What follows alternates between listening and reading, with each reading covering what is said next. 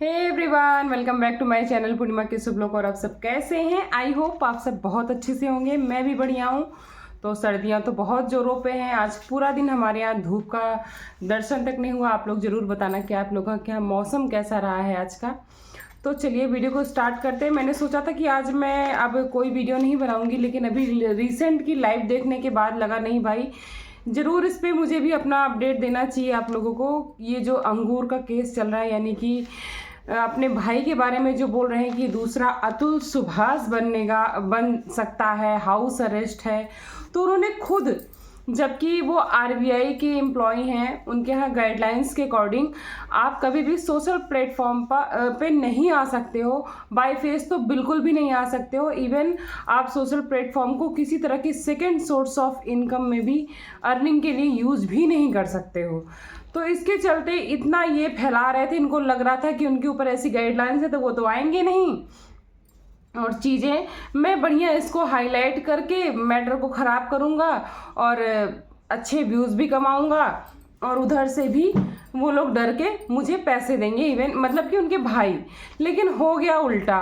उन लोगों ने क्या किया कि भाई बाय फेस तो नहीं आ सकते, लेकिन एक रिएक्शन चैनल वालों से, 2 रिएक्शन चैनल वाले हैं जो काफ़ी पुराने एक्सपीरियंस है, और एक के तो काफ़ी थोड़ा सा क्लोज भी रहे हैं ये लोग। उनसे कांटेक्ट किया, उनसे चीज़ें बताई जो कि मैंने आपको पहले भी शेयर किया था। और आज इतना बेबस कर दिया इस बंदे ने, उल्टी सीधी रिकॉर्डिंग फोटो डाल के, जो कि अलाउड नहीं है उनके ऑफिस में, उनकी नौकरी पे भी खतरा हो सकता है। तब उन्होंने खुद लाइव आया और सामने से चीज़ें सब कुछ क्लियर किया। अगर आप लोग को उस लाइव का, उस चैनल का नाम जानना होगा, आपको लाइव खुद सुननी होगी अपने कानों से कि उसमें उन्होंने क्या कहा, तो आप मेरे को कमेंट्स करना। मैं आप सबको उनका नाम ज़रूर मेंशन कर दूंगी कमेंट में। तो चलिए स्टार्ट कर देते हैं कि क्या कहा उन्होंने। उन्होंने बोला कि भाई जब मेरा एक्सीडेंट हुआ था, मैं स्टार्टिंग से बताती हूँ। जब मेरा एक्सीडेंट हुआ, मैं किसी ऑफिशियल काम से ही गया था, तो गुवाहाटी में हुआ था। मैंने वहाँ कुछ दिन बिताए, वहाँ कुछ दिन ट्रीटमेंट चला, फिर हम लोग इधर शिफ्ट हो गए, यहाँ पे भी ट्रीटमेंट चला। और इस बीच जो ये इनकी प्रेजेंट वाइफ है, आंचल नाम है उनका, वो आती जाती रही हैं। और तब मुझे पता भी नहीं था, क्योंकि मैं सेंस में नहीं था, मेरा ब्रेन हेमरेज हो गया था, और मुझे तो डॉक्टर्स तक को नहीं पता था कि मैं बचूंगा या नहीं बचूंगा। लेकिन उनका आना जाना और उसके बाद मेरा सेवा करना, उसके बाद नवंबर में हमने शादी की। अगस्त के आसपास एक्सीडेंट उनका हुआ था, मतलब 3 महीने में थोड़ा सा वो रिकवर कर गए थे। उस टाइम उन्होंने शादी वादी कर ली। शादी उनकी बाकायदे मजिस्ट्रेट के सामने हुई है। ऐसा नहीं कि जैसा इन्होंने बताया कि शादी के दोनों की साइन करके और फिर रजिस्टर करा ली। ये बिल्कुल गलत था। मैंने भी सोचा था ये सही है, लेकिन ये बिल्कुल गलत था। शादी मजिस्ट्रेट के सामने हुई है और दोनों ने साइन किया है। बोले मेरा हाथ है, कभी कभी वर्क करता है, कभी कभी नहीं। एक तो 30% वर्क करता है, एक पूरा 70% करता है। तो उस टाइम लकीली मेरा हाथ काम कर रहा था, मैंने साइन की थी। और मैं ये भी बताता हूँ कि उसको 2 दिन बाद से पता नहीं क्या हुआ कि काम नहीं कर रहा था कुछ दिनों तक। तो साइन तो मैंने ही की थी, मजिस्ट्रेट के सामने शादी की थी हमने, और विटनेस हमारे घर वाले अपने बने थे। और मेरे पिताजी, जो कि आपने रिकॉर्डिंग भी सुनी होगी कि उनके पिताजी आज भी बोल रहे हैं कि मुझे जो प्रेजेंट बहू से कोई दिक्कत नहीं है, मैं बिल्कुल उसके फेवर में हूँ। दिक्कत तब थी जब थोड़ी बहुत हाथापाई हुई थी। हाथापाई को भी उन्होंने एग्री किया कि हाँ मैंने हाथ उठाया था। उसका भी रीज़न बताया, उसका भी रीज़न मैं आपको बताऊंगी। तो पहले शादी वाला मैटर क्लियर करते हैं। शादी हुई, उसके बाद जो बोल रहे हैं मंदिर में शादी हुई, सिंदूर कौन, जो क्लिप्स देख के हम सभी डाइवर्ट हुए थे, उस क्लिप्स की बात बताई कि वो जो एक होता है कचहरी के आसपास कोर्ट के आसपास एक मंदिर होता है, जो वहीं का होता है, कि जिसको मतलब रिचुअल्स करने होते हैं अपने धर्म के अनुसार। तो वहीं कचहरी की ही मंदिर में भी शादी हुई थी। वहाँ भी हमारे वकील वगैरह थे। तो ये जो कह रहे हैं कि फेक है साइन, शादी फेक है, बिल्कुल हमारी शादी लीगल है और मैं बहुत खुश हूँ। मैं बिल्कुल भी हाउस अरेस्ट नहीं हूँ। उनको सामने से पूछा गया कि अगर आप कोई संकोच कर रहे हैं तो आप इस टाइम बता सकते हैं कि आप हाउस अरेस्ट हैं या फिर आपके फ्यूचर में कोई खतरा है। उन्होंने बोला बिल्कुल मुझे खतरा नहीं, मुझे खतरा अपने घर वालों से है। अगर ये मेरी लाइफ से दूर रहें तो मैं अपनी शादी बहुत अच्छी चला सकता हूँ। मुझे पता है मेरा हाथ मेरी वाइफ ने, प्रेजेंट वाइफ ने इस टाइम पे थामा जिस टाइम पे शायद मेरा हाथ कोई थामने को तैयार नहीं था। और मुझे लगता है जिस तरह से इन्होंने अपनी जॉब को भी परे रखकर मेरी सेवा की है और तो हमारी लाइफ टाइम में बाउंड बहुत अच्छा रहेगा।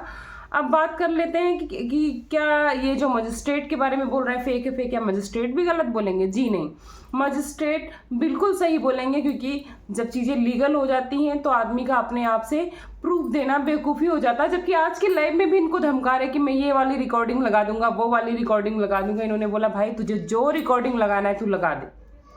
और दूसरी बात ये बोले कि मेंटली अनस्टेबल है, जो कि इन्होंने जब इनका ब्रेन हेमरेज हुआ था उस टाइम की वीडियोस वगैरह लगाई जिसमें इनका सर एक तरफ लटका है और ये बिल्कुल भी सही नहीं दिख रहा है। जबकि इन्होंने बोला कि अब मैं बिल्कुल फिट हूँ, मैंने वीडियो कॉल पे शो भी कर दिया है रिएक्शन वालों को, तो मैं बिल्कुल फिट हूँ। और मेरे न्यूरो सर्जन ने मुझे लिख कर दे दिया है कि मेरे पास अब आपको विजिट करने की कोई ज़रूरत नहीं, आप फिट हो। धीरे धीरे फिजियोथेरेपिस्ट वगैरह इनके घर पे आते हैं, क्योंकि इनको पैनल के थ्रू काफ़ी अच्छी फैसिलिटीज़ मिलती हैं, तो ये सब चीज़ें आपकी हो जाएंगी, आपको टेंशन लेने की ज़रूरत नहीं। और बोले तो अगर ज़रूरत हो तो मैं अपने प्रूफ्स या न्यूरो सर्जन की जो रिटन है स्टेटमेंट वो भी मैं आपको दे सकता हूँ। और इनकी एक्स वाइफ जिसने पहले अपने भाई अंगूर पर ही केस किया था कि ये इनकी अपनी भाभी की डिफेमिंग कर रहा है, अब वो इनसे मिल गई हैं। अब इनसे हाथ मिला लिया उन्होंने सिर्फ इस वजह से कि भाई क्योंकि इन्होंने उनकी डिफेमिंग की थी, उनकी पट नहीं रही थी, जबकि जो डिवोर्स हुआ था वो म्यूचुअल अंडरस्टैंडिंग के थ्रू हुआ था। लेकिन अब वो इनको डिफेम करना चाहती हैं। अब इसका रीज़न क्या है ये तो हमें भी नहीं पता, और उन्होंने खुद भी बताया कि इसका रीज़न क्या है, जबकि ऐसा नहीं करना चाहिए। अगर आपसे मिल रही हैं और अब हमारा उनकी लाइफ में कोई भी इम्पोर्टेंस नहीं तो आपको भी ऐसा नहीं करना चाहिए। अभी बात करते हैं कि जो हॉस्पिटल में बता रहे कि पर्दे के पीछे क्या क्या होता था, तो उन्होंने बताया भाई हमारा जो हॉस्पिटल है वो हमारे आरबीआई पैनल के थ्रू मिलता है, और वो कोई ऐसा वैसा हॉस्पिटल नहीं, बाकायदे डिसेंट हॉस्पिटल होता है, इसमें ऐसी वैसी हरकतें हो ही नहीं सकती हैं। अगर उस टाइम ऐसे कुछ हुआ होता तो हॉस्पिटल वाले ही दैट टाइम पे केस कर दिए होते, और अगर हॉस्पिटल वालों को पता चल गया कि ये हॉस्पिटल को इस तरह से डिफेम कर रहे हैं कि इतने बड़े हॉस्पिटल में इस तरह की चीज़ें हो रही थी, तो शायद इन पे भी डिफेमेशन का केस हॉस्पिटल वाले ही कर देंगे। और बोल रहे हैं कि कैमरा की रिकॉर्डिंग ऐसी गंदी गंदी फ़ोटो थी जो लड़कियों की, तो भैया कोई भी लड़की अपनी ऐसे गलत तरीके से बैठ के कि मैं ऐसे बैठ रही हूँ फ़ोटो नहीं क्लिक कराएगा। वो फ़ोटो अब बात है कि फिर आई कहाँ से, वो फ़ोटो आई कि सॉरी, ये इतना बदतमीज़ था लड़का जो आज आ गया है इस तरह की कंट्रोवर्सी लेके, कि जो प्रेजेंट वाइफ है इनके भाई साहब की, वो साफ साफ बता रही है कभी बाथरूम में मोबाइल का कैमरा ऑन करके पलट के रख देता था, कभी मेरे बेडरूम में रख देता था। आदमी कैसे उठ रहा है, बैठ रहा है, खा रहा, कम से कम एटलीस्ट बाथरूम और बेडरूम में तो प्राइवेसी आदमी को चाहिए होती है। अपने बेडरूम में इंसान कैसे लेट जाता है, कैसे बैठ जाता है, तो उस तरह की रिकॉर्डिंग करके उसकी क्लिप के स्क्रीनशॉट ये देके उसको डिफेम करने की कोशिश कर रहा है। फिर वो उसका मैटर अपने हस्बैंड वाइफ में वो कैसे बैठ रहे हैं, उठ रहे हैं, इसमें आपको क्या फ़र्क पड़ता है। लेकिन इन लोगों को सिर्फ और सिर्फ उसको डिफेम करना था, और ये चाहते हैं कि हम नॉमिनी बन जाए, जो कि कहीं से कहीं तक भी पॉसिबल नहीं है। अगर इन्होंने अपनी बिल्कुल अच्छे से क्लियर किया कि मेरी जो मैं जहाँ जॉब करता हूँ आरबीआई की गाइडलाइंस के थ्रू, मतलब अकॉर्डिंग, अगर मैं अनमैरिड होता तो मेरे माँ बाप डिपेंडेंट में आते, और अगर मैं मैरिड हूँ तो मेरी वाइफ मेरी नॉमिनी है, और इनकी वाइफ भी आरबीआई की एम्प्लॉय है, तो इनकी वाइफ में ये भी नॉमिनी है, मतलब दोनों बराबर एक दूसरे की फैसिलिटीज़ ले सकते हैं। तो इसमें किसी का किसी पे एहसान नहीं है, दोनों की अच्छी अंडरस्टैंडिंग है, हमारी लाइफ अच्छी चल रही, सुकून से चल रही, बाकायदे ये लोग चलने देना नहीं चाहते हैं। अब बात करते हैं कि लड़की की जो माँ बाप भड़के हैं उसकी वीडियो जो लगाया उसके बारे में। तो उस लड़की ने खुद बोला कि जिस दिन मैंने शादी की थी मैंने अपने माँ बाप से नहीं बताया था, क्योंकि मेरी शादी उन्होंने कहीं और तय कर दी थी, और मेरा 2-2.5 साल से इनसे अच्छा खासा रिलेशन चल रहा था, और मुझे इस टाइम पे लगा कि मेरी ज़रूरत है इनको, और मैंने शादी कर ली। तो भाई किसी भी लड़की कि कोई भी लड़की अपने माँ बाप की मर्जी के बगैर शादी कर लेगी तो करंट टाइम पे तो बहुत भड़केंगी। उन्होंने बोला कि मेरे माँ बाप ऐसे नहीं, मुझे पता है कि आज से 2-4 महीने बाद वो मुझे अच्छे से एक्सेप्ट कर लेंगे। बाकायदे वो इतने निगेटिव एटमॉस्फेयर में रह रहे हैं और इन जैसे लोग उनके कान भर रहे हैं कि वो भड़के हुए हैं, गाली गलौज पे उतारू हैं। अभी ये लोग उनसे दूर हो जाए। मैंने तो ये भी बोला कि आप इन लोग को ब्लॉक कर दो, तो आज के फ्यूचर में आप देखना मेरा और उनका बॉन्ड काफ़ी अच्छा रहेगा। और बात अब कर देते हैं कि हाथ उठाने की। तो इन्होंने बोला कि हाँ मैंने हाथ उठाया था, क्योंकि ये लोग इतने गंदे तरीके से रहते थे, इतनी गंदगी से रहते थे, जो कि उनके अपने सगे भाई यानी उनके बड़े भाई ने एक्सेप्ट किया कि भाई हाँ ये लोग रहते थे, पर मैं ओके रहता था क्योंकि मैं जेंट्स हूँ, मैं रहता नहीं, मतलब मैं हॉस्पिटल में था और मैं स्टार्टिंग से अपने काम में बिजी रहता था। गंदगी तो मैंने भी देखी, पर जब ये आई, ये प्योर वेजिटेरियन है, ये लोग दिन में भाई बाप ड्रिंक कर करके नॉनवेज खा के इतनी बुरी तरह से गंदगी फैला रहे हैं। तो मुझे लगता है कि नॉनवेज खाने वाले भी पसंद नहीं करेंगे तो वेज खाने वाले तो बिल्कुल भी पसंद नहीं करेंगे। और जब बोल रहे कि घर में मेड आती थी, ये लोग ड्रिंक करके उसके साथ मिसबिहेव करते थे, मुझे लगा कहीं इसमें मिसबिहेव के चक्कर में कुछ गलत ना हो जाए, तब मुझे मजबूरी में करना पड़ा। और जब ये इस तरह से मेरे या मेरे घर के किसी भी सदस्य के साथ करेंगे तब तक मैं करूँगी, क्योंकि मेरे सेल्फ रिस्पेक्ट से बड़ा इनका दारू पी के घर में नाचना नहीं था। तो भाई अब ये जो कह रहे हैं हाउस अरेस्ट, और हाउस अरेस्ट, इस पे भी क्वेश्चन किया कि अगर ये हाउस अरेस्ट ही था तो तुम्हें अब क्यों याद आई है? 3 महीने हो गए इस बात को, 3 महीने कुछ होता है, 3 महीने बाद तुम्हें याद आई कि अपने भाई की बड़ी चिंता हो रही है। 3 महीने में तो जो होना होता हो जाता। हो सकता अब तक अगर मैटर सही होता तो वो बन चुका होता अतुल सुभाष, लेकिन सिर्फ और सिर्फ तुम्हारा ये अपना चैनल चमकाने का तरीका। और बात इन्होंने तो खुद कबूली अंगूर ने कि मैं अपने माँ बाप को, मैंने बहुत कंट्रोल किया है। अरे माँ बाप को मारना कौन सा बड़ा अच्छा काम है जो आप कंट्रोल करके बोल रहे? मैंने काफ़ी हद तक कंट्रोल किया है। बेशरम आदमी जो, और ऊपर से बोल रहा है मैं उनका बेटा हूँ, मैं उनको मार सकता हूँ, बाहर की लड़की ने क्यों हाथ उठाया? अरे बाहर की लड़की के साथ दारू पी के मिसबिहेव कर रहा है तो हाथ उठाया, बड़ा बुरा लग गया। और तुम्हारे बारे में पूरी दुनिया जानती कि तुम लिटा लिटा के अपने माँ बाप को मारते हो, पूरा दुनिया जानती है इस चीज़ को, तुमने एक्सेप्ट भी किया है, तो तुम बहुत अच्छे हो। और बात रही, और तुम इतने अच्छे हो, तुम्हारी लड़कियों के मामले में क्या हिस्ट्री रही है? बिना शादी के किसी को फंसा के, इनका एक बच्चा है जिसके साथ इनका अच्छा भी, अपने बच्चे को इतनी बुरी तरह मारता था, अपने भांजे को इतनी बुरी तरह मारता है ये, तो उस बच्चे के बारे में तुमने कभी नहीं डिस्कस किया। अब इनकी पुरानी बहू अच्छी हो गई, जबकि इनकी पुरानी बहू उस टाइम कैसे कैसे कंप्लेन करती थी कि मेरा 2 बार एबॉर्शन करा दिया, एक बार दूध में मिला के कुछ दे दिया था, इनकी माँ के बारे में बोला उन्होंने, और एक बार मुझे स्टेयर से धक्का दे दिया था। अब पता नहीं इस बात में कितनी सच्चाई है कितनी नहीं, जबकि ये बात काफ़ी उस हद तक मानी भी जा रही थी।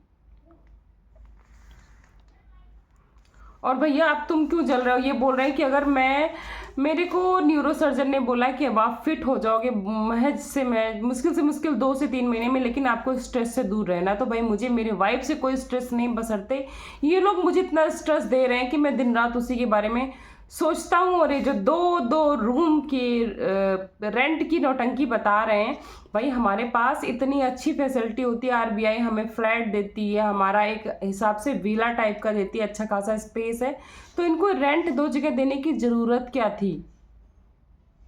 जब पेशेंट बहुत सीरियस था तब की इनकी वीडियो जाके देखना, जिसको मेरी बात पे बिलीव नहीं है तब की इनकी वीडियो देखना। आज मैंने सर्च की, जब रिसेंट की ये चीज़ें हुई थी, ब्रेन हेमरेज हुआ था, उनकी सारी हालत ख़राब थी, वो उठ नहीं पा रहे थे, बैठ नहीं पा रहे थे, तब इनको क्या खाने पे ब्लॉगिंग बन रही थी। आज मेरे मन का खाना नहीं, आज इडली मंगाएंगे, हंस हंस के ऐसी वीडियो बन रही थी। जिसके घर में जिसका भाई मरने जीने की स्टेज पे हो, उसके घर में ऐसी वीडियोस बन रही थी, तो आप अंदाज़ा लगा सकते हो कि इमोशनली कितना अटैच है। इनको केवल अपना चैनल चमकाना था, सिर्फ और सिर्फ इसलिए इनको अच्छे से यूज़ करना था, बाकी कोई मैटर नहीं था। दूसरी बात, ये बोल रहे हैं कि जब माँ के पैर में फ्रैक्चर हुआ था तो इन्होंने कुछ नहीं किया। उन्होंने बोला कि मैंने तो बोला था वो मेरे डिपेंडेंट है, लेके आओ, मैं साथ में रखूँगा, करूँगा, लेकिन ये उनके बहाने खुद घुसना चाहता था और गंदगी करना चाहता था। जबकि मैंने बोला था कि सही से इलाज कराओ, जो पैसे देने होंगे वो भी मैं दूंगा, अदरवाइज़ तुम नहीं करा सकते हो तो मेरे पास ला के छोड़ जाओ, मेरे पास पर्याप्त चीज़ें मैं कर लूँगा। लेकिन इनको खुद घुसना था इस शर्त पे। इन्होंने माँ को मार पीट के, झाड़ पोंछ के, कंघी सीसा करके और सामने रिकॉर्डिंग में बिठा बिठा के वीडियोस बनवाई हैं, जो कि आज इन्होंने खुद भी बोला हाँ मैं मारता था, मैंने काफ़ी हद तक कंट्रोल किया है। इनके बाप की शक्ल को ही देख के लग रहा कि वो 24 घंटे दारू में धुत रहते हैं। आज का टाइम देखो कितना गंदा हो गया है। भाई भाई के लिए नहीं है, माँ बाप भी किस कदर मजबूर है कि क्या मार पीट के करा रहे हैं, भगवान जाने। आज बहन भी आ गई है बोलने के लिए, साइक्लोन। आई डोंट नो अब इस केस में क्या होगा। जबकि उन्होंने पुलिस कंप्लेन की, उन्होंने बोला कि अब तू बता कि उस जो तूने मेरे खिलाफ पुलिस कंप्लेन की है डिफेमिंग की, तो उसके बारे में तो बोला भाई उसको जाने दे, मैं हटा लूँगा, बशर्ते तू मेरा फेस, मेरी कोई भी चीज़ें सोशल मीडिया पे मत ला, क्योंकि हमारी ये जॉब के, हमारी जो कम्युनिटी गाइडलाइंस है आरबीआई की, उसके अगेंस्ट जाएगी चीज़ें। तो अब देखते हैं भाई कि ये जो अंगूर हैं ये बात मानते हैं या फिर जिस रिकॉर्डिंग की बात पे धमका रहे हैं वो रिकॉर्डिंग लेके आते हैं।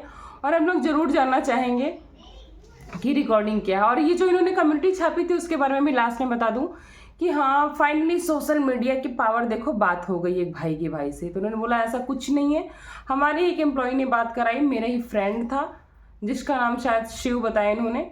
2 से ढाई घंटे बात भी हुई, कोई कंक्लूजन नहीं निकला उसका। ये अपनी जिद पे अड़ा है, ये बदतमीजी पे, और मुझे बिल्कुल भी ये बर्दाश्त नहीं है। और मैंने उस टाइम पे इनसे बोला था कि तुम लोग 2-2.5 महीने के लिए हट जाओ, मैं चीज़ों को सॉर्ट आउट कर लूँगा, समझा दूंगा, तुम लोग भी अपनी हैबिट में सुधार लाओ, फिर हम साथ रह सकते हैं, ऐसी कोई बहुत बड़ी बात नहीं। तो देखो अगर आपस में घर कुछ बाहर के लोग आते हैं तो एडजस्ट करने के लिए सबको टाइम देना चाहिए, सपोर्ट करना चाहिए, और एक साथ रहने के लिए ना हर इंसान को अपनी आदतों में सुधार भी करना चाहिए, ये मेरा मानना है। बाकी आप लोग का क्या कहना, आप लोग जरूर कमेंट सेक्शन में बताना कि आप लोग को क्या लगता है।